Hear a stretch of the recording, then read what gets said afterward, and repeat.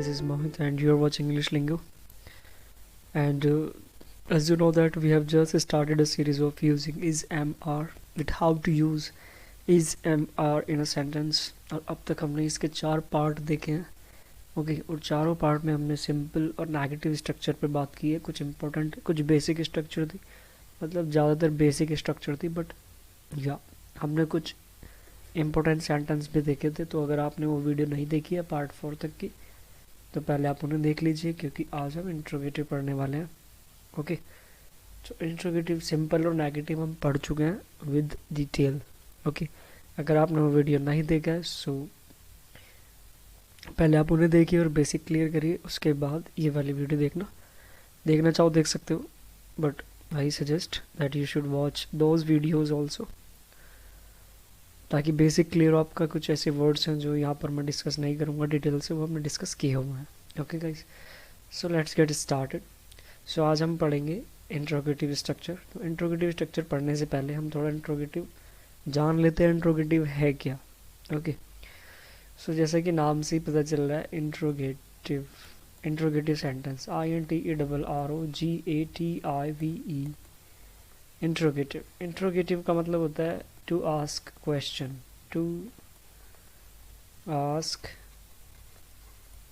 Question मतलब किसी से जब हम कोई क्वेश्चन पूछते हैं, that is called interrogative sentence. Okay so interrogative को हम 2 कैटेगरी में डिवाइड करते हैं. 2 तरीके के इंट्रोगेटिव क्वेश्चंस होते हैं. कौन कौन से होते हैं दोनों को देख लेते हैं एक बार. मैं आपको भी एक बार बेसिक से समझा रहा हूँ, ठीक है. फिर इस पर हम सेंटेंस भी देखेंगे, ठीक है. तो सबसे पहला जो स्ट्रक्चर होती है उसे हम कहते हैं यस या नो क्वेश्चन. यस या नो क्वेश्चन. ओके यस या नो क्वेश्चन क्यों कहते हैं? क्योंकि इनमें हमेशा जो रिप्लाई आएगा वो आपका या तो यस में आएगा या नो में आएगा. इससे ज़्यादा आप कुछ नहीं कह पाओगे.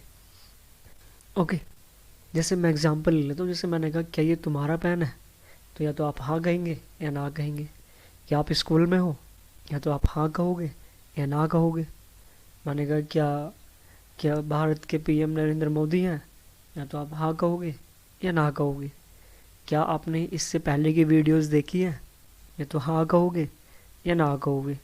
यानी कि जब भी क्या शुरू में आएगा, तो अगर कोई क्वेश्चन है और आप उसमें क्या शुरू में लगा रहे हैं, तो हमेशा उसका रिप्लाई आप यस या नो में ही कहेंगे. आएगा रिप्लाई देख लो. चाहे मैंने कहा क्या ये मार्कर है, तो या तो हाँ या ना यही कहोगे. मैंने कहा क्या ये तुम्हारा लैपटॉप है, या तो हाँ कहोगे या ना कहोगे. यानी कि ऐसे क्वेश्चन जिसमें क्या शुरू में आता है, हिंदी में अगर हम बात करें तो क्या शुरू में आएगा, क्या सेंटेंस के शुरू में आता है, ठीक है, शुरू में. ओके तो ऐसे सेंटेंस जिसमें क्या जो है वर्ड वो सेंटेंस के शुरुआत में आता है, उसे हम कहते हैं यस या नो क्वेश्चन. ओके और भी एग्जांपल ले सकते हैं. कुछ और जितने भी सेंटेंस है ना, ये सारे यस या नो में रिप्लाई के आएंगे. देखो क्या तुम घर पर हो, या तो हाँ कहोगे या ना कहोगे. क्या तुम ट्यूशन में हो, या तो हाँ कहोगे या ना कहोगे. क्या तुम स्कूल में हो, क्या तुम बाहर हो, क्या तुम छत पर हो, क्या तुम शादी में हो, क्या तुम यहीं हो, क्या तुम पागल हो. मतलब जितने भी सेंटेंस है सब में क्या शुरू में आ रहा है, ठीक है. तो एक तो ये क्वेश्चन हुए. तो आज हम इन्हीं पे बात करने वाले हैं. एक होते हैं WH क्वेश्चंस, ठीक है. मैं लिख देता हूँ, समझा देता हूँ एक बार, लेकिन इनकी एक अलग वीडियो बनाऊंगा मैं WH क्वेश्चंस की. WH क्वेश्चंस क्या होते हैं? जिसमें हम क्वेश्चन जो है, जो क्वेश्चन वर्ड होते हैं उनसे हम क्वेश्चन करते हैं, ठीक है. क्वेश्चन वर्ड कौन कौन से होते हैं? Y, what. ओके तो इसमें हम क्वेश्चन किससे करते हैं? व्हाट से, वाई से, हु से, विच से, वेयर, व्हेन और हाउ, ठीक है. जैसे मैं देखो इसमें कभी भी रिप्लाई ना, जो WH क्वेश्चन वाले WH क्वेश्चंस होते हैं, इसमें रिप्लाई कभी भी आप हाँ या ना में नहीं कर पाओगे.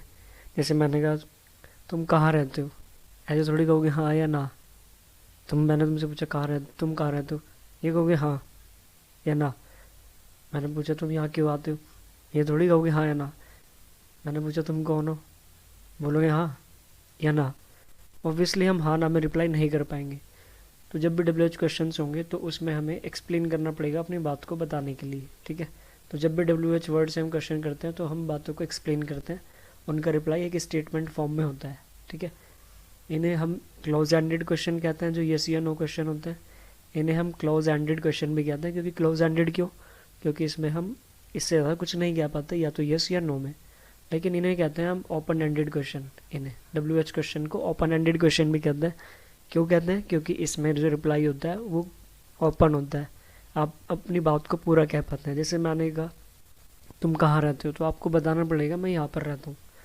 मैंने कहा तुम क्यों इंग्लिश सीखते हो, तो आपको बताना पड़ेगा कि मैं इंग्लिश क्यों सीखता हूँ, उसका रिप्लाई करना पड़ेगा ना। तो यानी कि जब भी WH से क्वेश्चन होता है तो उन्हें WH क्वेश्चन कहते हैं। जब भी यस या नो में क्वेश्चन होगा तो उसमें हाँ या ना आएगा। अब इसके हम और डिटेल में पढ़ेंगे अगली क्लास में, ठीक है। आज हम फोकस रखते हैं इस पर, यस या नो क्वेश्चन पर। तो जब भी यस या नो क्वेश्चन हो तो जो सेंटेंस शुरू होता है वो हेल्पिंग वर्ब से शुरू होता है। और इस अभी जो हम स्ट्रक्चर पढ़ रहे हैं इज एम आर की, तो इसमें हेल्पिंग वर्ब क्या है? Is am are. तो सबसे पहले जो सेंटेंस की शुरुआत होती है वो किससे होती है? या तो इज आएगा, या एम आएगा, या आर आएगा। ओके, तो सेंटेंस में सबसे पहले क्या आएगा? या तो इज आएगा, या एम आएगा, या फिर आर आएगा। इन तीनों में से एक वर्ड आएगा। वो कैसे पता चलेगा हमें? जैसे हम सिंपल और नेगेटिव में कर रहे थे सब्जेक्ट के अकॉर्डिंग, सेम यहाँ पर भी जो इज एम आर आएगा वो सब्जेक्ट के अकॉर्डिंग आएगा। अगर सब्जेक्ट सिंगुलर है तो इज आएगा, सब्जेक्ट प्लूरल है तो आर आएगा, सब्जेक्ट आई है तो एम आएगा, ठीक है। जैसे मैंने कहा, एक क्वेश्चन लिखता हूँ, जैसे सेंटेंस है क्या तुम 10th में हो। तो क्वेश्चन में क्या आ रहा है? शुरू में हमने ऊपर देखा, जब भी क्या शुरू में आएगा तो उसे हम यस या नो क्वेश्चन कहते हैं। और जब भी यस या नो क्वेश्चन होगा तो स्टार्टिंग में हेल्पिंग वर्ब आती है। कोई भी सेंटेंस हो ध्यान रखना, अभी तो हम ये पढ़ रहे हैं, टेंस पढ़ेंगे आगे, प्रेजेंट डेफिनेट वगैरह। तो याद रखना जब भी हेल्पिंग वर्ब शुरू में आती है तो अगर आप हिंदी बनाएंगे तो क्या शुरू में लगाएंगे, और अगर आप इंग्लिश बनाएंगे, अगर कोई इंट्रोगेटिव सेंटेंस है यस या नो वाला, तो उसके शुरू में क्या होगा ज़रूर, तभी आप शुरू में हेल्पिंग वर्ब लगा पाएंगे, अदरवाइज शुरू में हेल्पिंग वर्ब नहीं लगा पाएंगे। अब जैसे सेंटेंस है क्या तुम 10th में हो, तो क्या आ रहा है शुरू में? तो अब ऐसे मत कर देना वॉट, ठीक है, आर यू इन 10th, तो ये सेंटेंस गलत हो जाएगा। क्यों? क्योंकि क्या शुरू में आ रहा है तो सबसे पहले क्या आएगा? हेल्पिंग वर्ब आएगी पहले। हेल्पिंग वर्ब क्या है? या तो इज़, या एम, या फिर आर। वो किससे पता चलेगा? सब्जेक्ट से।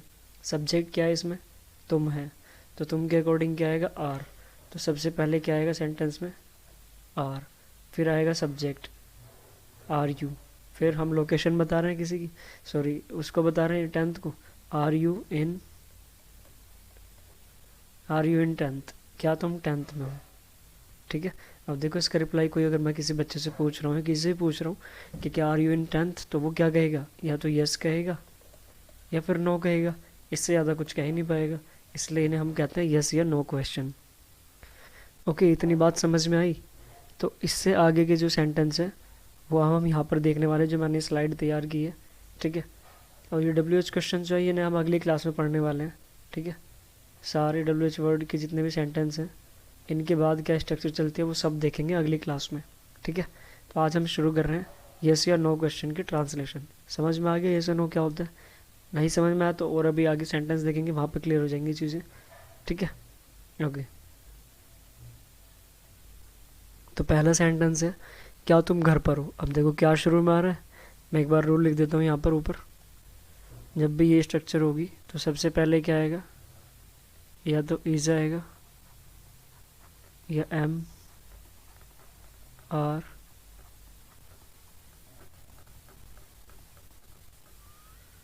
प्लस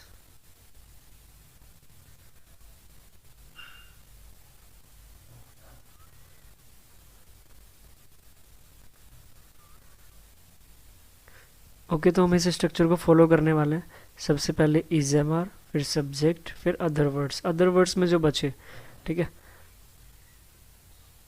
तो फर्स्ट सेंटेंस है क्या तुम घर पर हो, तो क्या हो जाएगी इसकी English?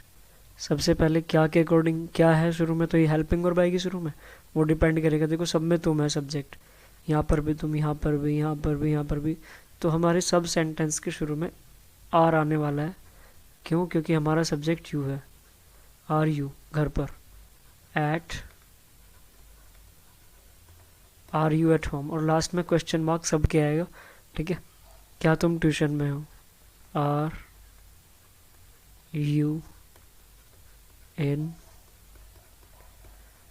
Are you in tuition, क्या तुम ट्यूशन में हो, क्या तुम बाहर हो, इंग्लिश आर यू आउटसाइड, क्या तुम बाहर हो। आउटसाइड का मतलब बाहर होता है, ठीक है। क्या तुम छत पर हो, इंग्लिश क्या हो जाएगी, आर यू। तो क्या है फर्स्ट सेंटेंस, एक बार मैंने इनको टाइप करके दे रहा हूँ आपको, ठीक है, ताकि इजी रहे आपके लिए। Okay, are you at home, तो क्या तुम घर पर हो, क्या हो जाएगी इंग्लिश, आर फिर यू एट होम, ठीक है। सेकंड सेंटेंस है, क्या तुम ट्यूशन में हो, तो इंग्लिश रहेगी are you in tuition, okay. Third sentence है, क्या तुम बाहर हो, क्या हो जाएगी English, are you outside, okay. Fourth है, क्या तुम छत पर हो। देखो सब में आर यू आ रहा है, क्यों आ रहा है आर यू, क्योंकि हमारा जो सब्जेक्ट है वो क्या है, तुम है, इसीलिए, ठीक है। सब में आर लगा रहे हैं हम, ठीक है। तो आर यू ओ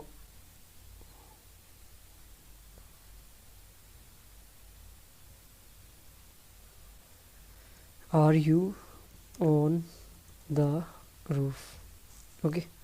फिफ्थ है, क्या तुम शादी में हो, English are you in the wedding, क्या तुम शादी में हो, are you in the wedding, ठीक है। सिक्स सेंटेंस है, क्या तुम यहीं हो, इंग्लिश आर यू हेयर, क्या तुम यहीं हो। सेवंथ, क्या तुम पागल हो, आर यू मैड, क्या तुम पागल हो, आर यू मैड, ठीक है। क्या मैं सही हूँ, एट्थ है, क्या मैं सही हूँ, तो क्या अब सब्जेक्ट आई है, तो आई के अकॉर्डिंग क्या आएगा, एम आएगा पहले, आई एम राइट, ठीक है। सॉरी, एम आई राइट, क्योंकि क्वेश्चन पूछ रहे हैं। नाइन्थ सेंटेंस है, क्या तुम नाइन्थ क्लास में हो, तो फिर सब्जेक्ट यू आ गया, तो सबसे पहले क्या आएगा, आर, फिर सब्जेक्ट यू, फिर मेक इंग्लिश इन होती है, फिर नाइन्थ, और फिर लास्ट में class, are you in ninth class. क्या यह पेन तुम्हारा है, क्या आ रहा है शुरू में, तो या तो इज आएगा या एम आएगा या आर आएगा, वो डिपेंड करता है सब्जेक्ट पर।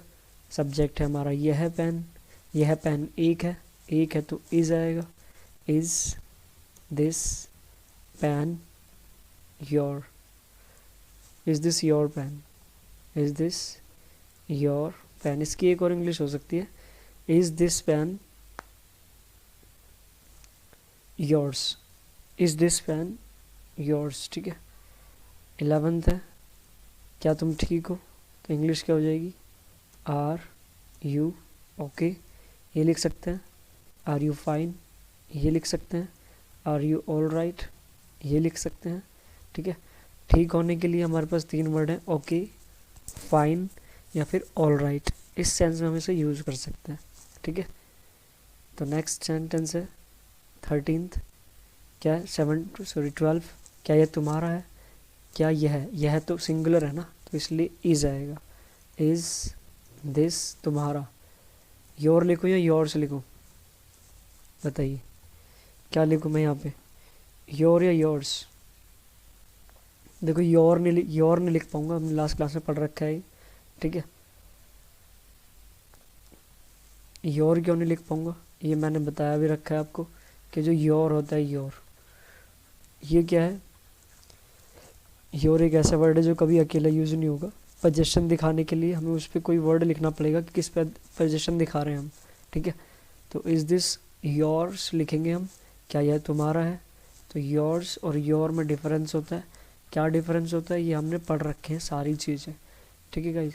अब मैं बार बार इन पर डिस्कशन नहीं करूँगा, क्योंकि अगर आपने बार बार अगर इस पर करेंगे तो आपका टाइम ज़्यादा वेस्ट होगा, क्योंकि हमने सारी चीज़ें पढ़ा रखी हैं एक बार ही, इसीलिए, वरना मुझे कोई दिक्कत नहीं है समझाने में, ठीक है। तो नेक्स्ट सेंटेंस है 13th क्या है, क्या यह मेरे लिए है। अब हमें फिर पता है क्या आ रहा है शुरू में, है इज एम आर में से एक आएगा। अब यह है तो सिंगुलर है, तो क्या आएगा सबसे पहले, इज दिस मेरे लिए, लिए के लिए हम फॉर यूज़ करते हैं, इज दिस फॉर मी, क्या ये मेरे लिए है? इसके कुछ और एग्जाम्पल भी ले सकते हो, क्या ये मेरे भाई के लिए है, is this for my brother, क्या ये तुम्हारे भाई के लिए है, is this for your brother, क्या ये पापा के लिए है, इज़ दिस फॉर फादर, क्या ये मम्मी के लिए है, इज़ दिस फॉर मदर, क्या ये सर के लिए है, इज़ दिस फॉर सर, क्या ये मैम के लिए है, इज़ दिस फॉर मैम, क्या ये दादाजी के लिए है, इज़ दिस फॉर ग्रैंडफादर, क्या ये सब के लिए है, इज़ दिस फॉर एवरीवन, या एवरीबडी या ऑल, तीनों में से कुछ भी लगा सकते हैं, ठीक है। क्या ये है, क्या ये बड़े भैया के लिए है, is this for Elder brother, क्या ये छोटे भाई के लिए है, is this for younger brother. तो कुछ भी हो सकता है, ठीक है, सिचुएशन पर डिपेंड करती हैं वो चीज़ें। तो ओके गाइस, तो 14 सेंटेंस क्या है, क्या यह हमारे लिए है, इज़, अब दिस के अकॉर्डिंग आ रहा है इज़, क्योंकि दिस सिंगुलर होता है। Is this for hours. अब आवर और आवर में, आवर्स में क्या डिफरेंस है ये हमने पढ़ रखा है। सेम वही डिफरेंस है जो योर और योर्स में होगा, ठीक है, वही डिफरेंस आवर और आवर्स में होता है, हर और हर्स में होता है, ठीक है। माई और माइन में जो डिफरेंस है वो इन सब में वही डिफरेंस होता है। ये हमने पीछे डिस्कस किए वीडियो में, तो आप वहाँ से अगर आप कंटिन्यू वीडियो देख रहे हैं तो शायद आपको डाउट होगा भी नहीं, ठीक है। ओके, 15 है, क्या तुम इस कॉलेज में हो, तो यू है सब्जेक्ट हमारा, तो यू के अकॉर्डिंग आर आएगा, are you in this college. अब याद रखना कि दिस की एक और मीनिंग होती है, दिस, जैसे वर्ड लिखा मैंने दिस, ठीक है, तो THIS ऐसे ही होता है दैट, ठीक है, ऐसे ही होता है दोज, THOSE, ऐसे ही देखो, एक होता है दिस, ठीक है, एक होता है दैट, एक होता है दीज, एक होता है दोज। दिस के दो दिस का जो मीनिंग होता है हम वो नियर के लिए यूज़ करते हैं, जब कोई चीज़ पास हो, नियर का मतलब होता है पास, ठीक है, जब कोई चीज़ पास हो उसके लिए दिस यूज़ करते हैं। जैसे कोई भी चीज़ आपके पास रखी है तो इंग्लिश में कैसे कहेंगे, this is a book, this is a laptop, this is a table, this is a chair. अगर वो पास है, वही चीज़ अगर दूर रखी हुई है तो आप उसके लिए फिर दैट यूज़ करेंगे, ठीक है। जैसे आपने कहा वह जो वहाँ पर रखी वो चेयर है, तो दैट इज़ अ चेयर। तो FAR, फार जो चीज़ें होती हैं, फार का मतलब दूर, दूर के लिए हम यूज़ करते हैं दैट। और ये आता है दिस सिंगुलर के लिए, ठीक है, S का मतलब सिंगुलर, और ये भी सिंगुलर के लिए आता है। P का मतलब प्लूरल, ये प्लूरल के लिए आता है, और ये भी प्लूरल के लिए। दिस का जो प्लूरल होता है वो दीज होता है, दैट का जो प्लूरल होता है वो दोज होता है, ठीक है। जैसे मैंने कहा कि एग्जाम्पल लेते हैं, मैंने कहा ये यह जो, सपोज करो आपका दोस्त आपके सामने खड़ा है, आप किसी को इंट्रोड्यूस करा रहे कि ये मेरा दोस्त है, तो इंग्लिश में क्या कहेंगे, दिस इज़ माई फ्रेंड, ठीक है। और अगर बहुत सारे दोस्त हैं वो आपके पास ही खड़े हैं, उनको इंट्रोड्यूस करा रहे हो किसी से, अपने पापा या किसी से भी, तो आप कहेंगे दीज आर माई फ्रेंड्स, ठीक है। तो अगर बहुत सारे हैं, प्लूरल है, पास में है, नियर है तो दोज, सिंगुलर है तो दिस। और अगर दूर की बात कर रहे हो, सपोज करो आपका दोस्त गली के बाहर खड़ा है, गली के दूर खड़ा है कहीं भी, आप उसे पॉइंट आउट करके कह रहे हैं, फिंगर दिखा के, भाई देखो वो जो खड़ा है ना वह मेरा दोस्त है, तो अब आप इंग्लिश में क्या कहेंगे, that is my friend, okay. और अगर बहुत सारे दोस्त हैं वो दूर खड़े हैं तो फिर इंग्लिश में कहोगे दोज आर माई फ्रेंड्स, इस तरीके से, ठीक है। नहीं क्लियर होगा तो और एग्जाम्पल किसी आगे साथ क्लियर कर देंगे, कोई डाउट पूछ लेना कमेंट में, ठीक है। तो आगे देखते हैं, 16 सेंटेंस है, क्या है 16 सेंटेंस, क्या यह सही है। अब यह तो सिंगुलर होता है, इज़ दिस करेक्ट, क्या यह सही है। 17th सेंटेंस है, क्या है 17th, क्या यह ठीक है। कोई आप ड्रेस लाए हैं, देख पूछ रहे हैं क्या ये ठीक लग रही है, तो इज़ दिस ठीक है, क्या is this fine, is this okay, ये भी कह सकते हैं, ठीक है। ओके, तो 18th सेंटेंस क्या है कि क्या सब ठीक है, तो इंग्लिश में क्या कहेंगे, is everybody okay, is everybody okay, is everybody fine, ठीक है। ये भी कह सकते हैं is everybody all right, ALRIGHT, ठीक है। 19th है, क्या ये सच है, तो इंग्लिश में क्या कहेंगे, is this true, is this true, क्या ये सच है। 20th है, क्या ये झूठ है, इज़ दिस